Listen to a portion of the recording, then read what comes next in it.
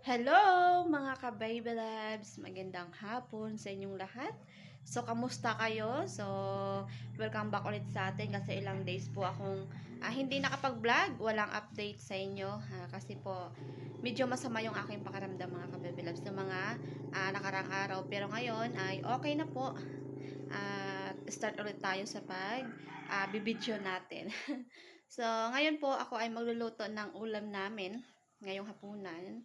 So, ang lulutuin ko ay nilagang karning baboy, buto-buto. So, hindi kami nakakapagpangisda dahil malakas ang dagat mga ka-baby loves. Kaya, tiis lang muna tayo sa bili. At magkarne muna tayo kasi minsan lang naman makakaulam ng karne mga ka-baby loves. Ito po ay pakuluan ko muna siya. Ang tawag sa amin ay titinlagin ko muna mga ka-baby loves para mawala yung mga yung mga langsa. At hindi natin alam syempre sa palengke. Ang mga madudumi. Titinlagin ko muna siya. At after matinlag, so bago ko siya lulutuin. Bali, malinis na rin to. So, mga ilang minuto natin titinlagin. Para mawala lang yung mga niya. Alam nyo na. Yan o. Napakataba. Para malinis kainin. So mga ka-baby loves, habang nagpapakulo ako ng karne, so prepare ko na lang yung mga sangkap.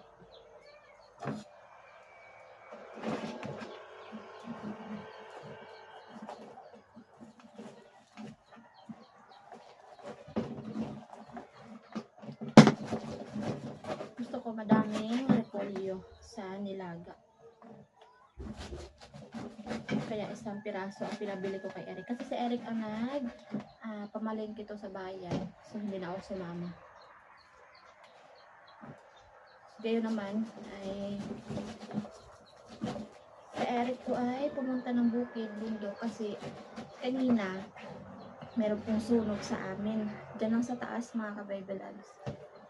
Hindi ko alam kung sinunog ba or sa tindi ng init. Feeling ko meron nagkaingin dyan. Tapos, kumalat yung apoy.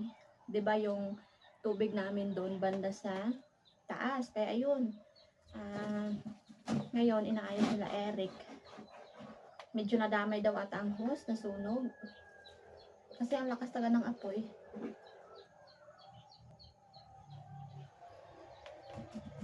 Kaya ayun, doon sila ngayon.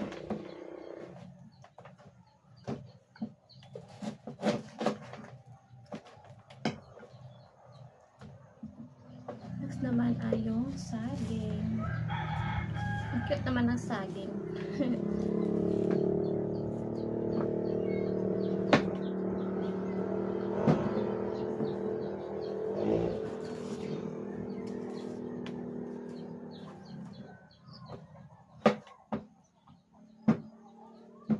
Ayun, kumukulo na siya mga ka-baby loves. So, pwede na to. Hanguin ko na siya. So, iisa ko na yung bawang.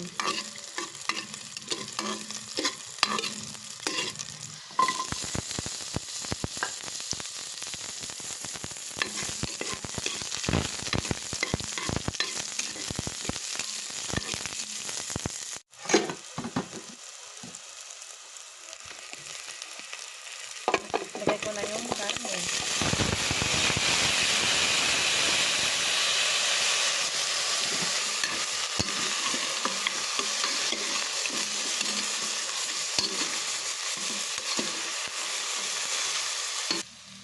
Paminta.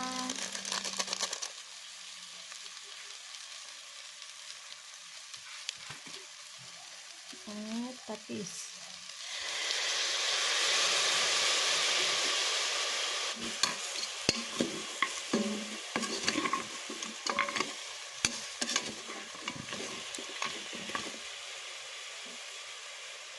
Tubig.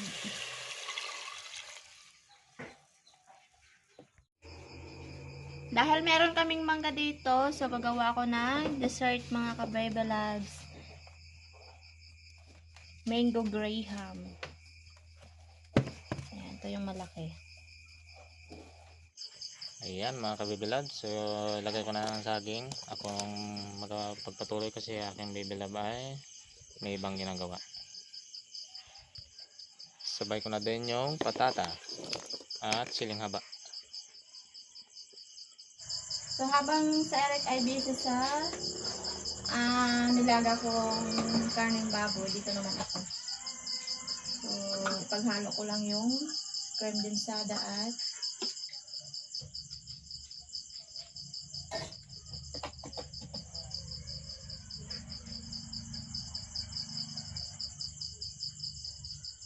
para bukas meron kaming dessert.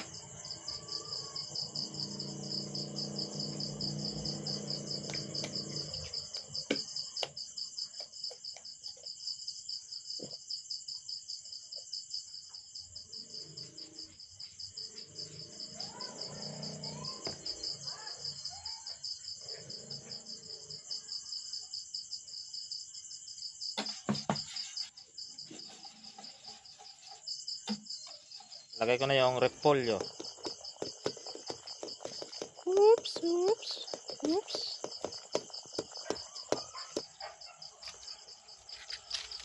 Daming repolyo. Mas gusto ko madaming repolyo. Wow. Sarap. Aba. Dami ba?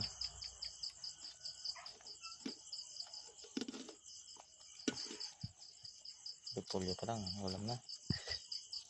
Yun! Overload oh. Kahit hanggang repolyo na lang tayo, guys.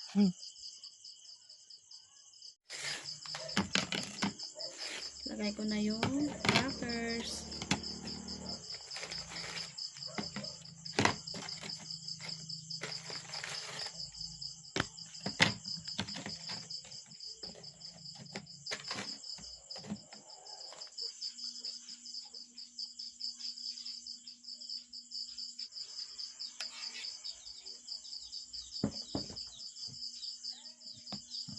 Masarap pag nag-awas-awas gid.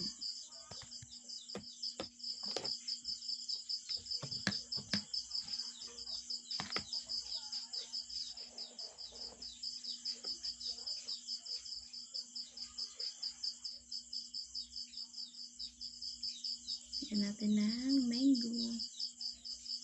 Ilang piraso lang.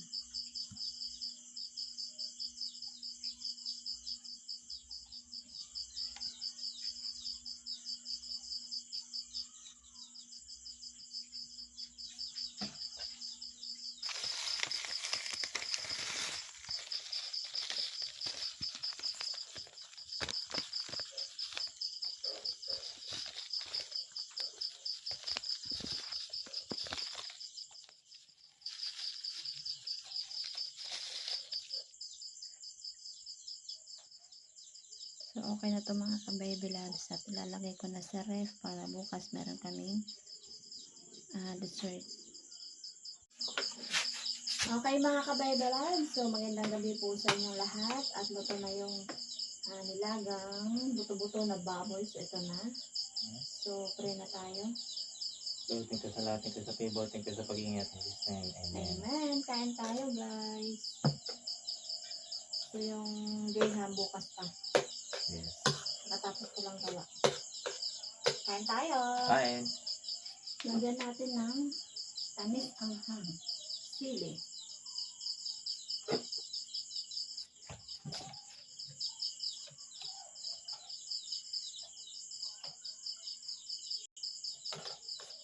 Kain tayo.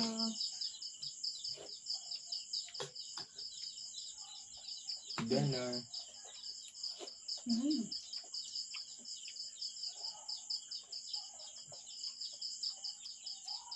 Dahil hindi makalaw. Walang isda. Karne muna. Gusto na naman. Ito lang daw. Lumiyagi. Pero may. Lumiyagi. Hindi ko lang ulitan.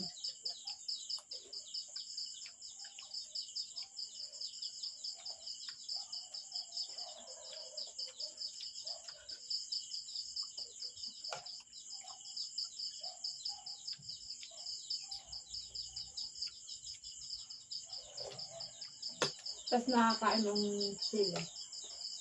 Lagi kaya.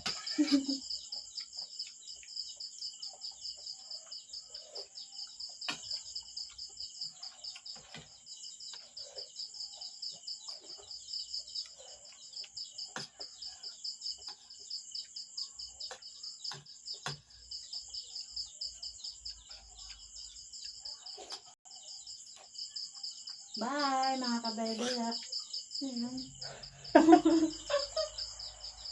Gulat na kami na. Bye, mga kabebela. Bye-bye. See you tayo next video ulit natin. Yes. Thanks for watching. Salamat. Salamat sa support.